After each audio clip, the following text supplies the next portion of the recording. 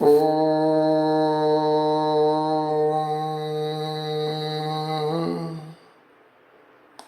हम यहाँ पर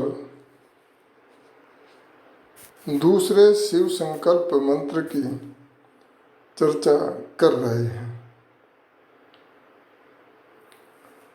योगाभ्यासी कर्मों में पहले अहिंसा को अपनाता है और दूसरे की अगर गलती हो भी जाए और हमारे प्रति कुछ हिंसा हो गई है तो हमें अपने मन में उसके प्रति हिंसा का भाव न लाना, ये अहिंसा कहलाती है। इसी प्रकार से जो योग में बाधक तत्व है वह है राग। राग का अर्थ है किसी पदार्थ के साथ लिप्तता हो जाना, उसके बिना रह न सकना। इस मंत्र में एक शब्द आया विदथेषु। दो प्रकार के युद्ध, एक तो बाहर का युद्ध होता है और एक अंदर का युद्ध होता है। अंदर का जो युद्ध है वो बहुत महत्वपूर्ण है। जीवात्मा का एक नाम युधिष्ठिर भी है।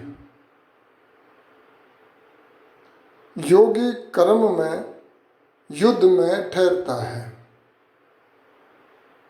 अंदर के शत्रुओं को का साथ वो लड़ता है, वो जीतता है। अब ये वो किससे करता है, कैसे जीतता है? मन के माध्यम से। मन ईश्वर का दिया हुआ एक बहुत महत्वपूर्ण और शक्तिशाली इंस्ट्रूमेंट है। यहाँ मन विशेष्य है और इसके दो विशेषण हैं। और वो विशेषण क्या है? कहा कि अपूर्व है। जीवात्मा के साधनों में ऐसा कोई साधन नहीं। यह मन पाप की तरफ भी धकेल सकता है और मुक्ति को भी करवा सकता है। ये ऐसा साधन है। हमारे पास इससे बढ़िया साधन कोई भी नहीं है। और दूसरा विशेषण है यक्षम। यक्ष, यहाँ पर आप यक्ष और युधिष्ठिर का संवाद भी आप सुनते हैं। यक्ष कौन है? ये मन है। ये कैसा है? जो पूजनीय है, आदरणीय है। ध्यान रहे, जिसका आदर किया जाता है उसके साथ हम संभल कर व्यवहार करते हैं। यहाँ मन रूपी यक्ष ने आत्मा से प्रश्न किया है। किससे किया है? युधिष्ठिर से प्रश्न किया है। क्या प्रश्न किया है? सबसे बड़ा आश्चर्य क्या है?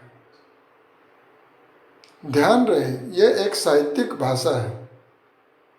जैसे मर्यादा पुरुषोत्तम राम जब सीता हरण हो गया तब जड़ वस्तुओं से सीता का पता पूछ रहे हैं, लताओं से, फूलों से, वृक्षों से।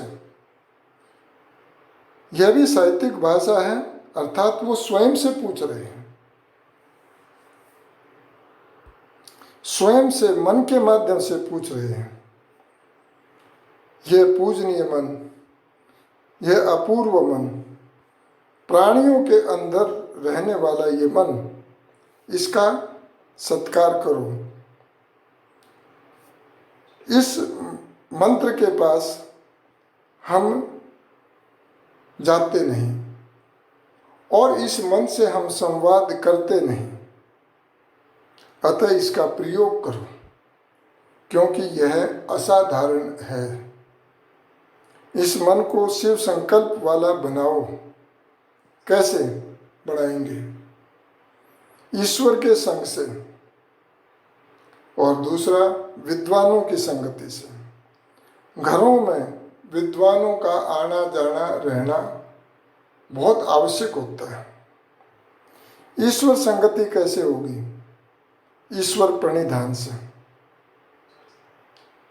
संगति जिसकी हम करते हैं उसका धीरे धीरे स्वभाव हमारे अंदर आता चला जाता है।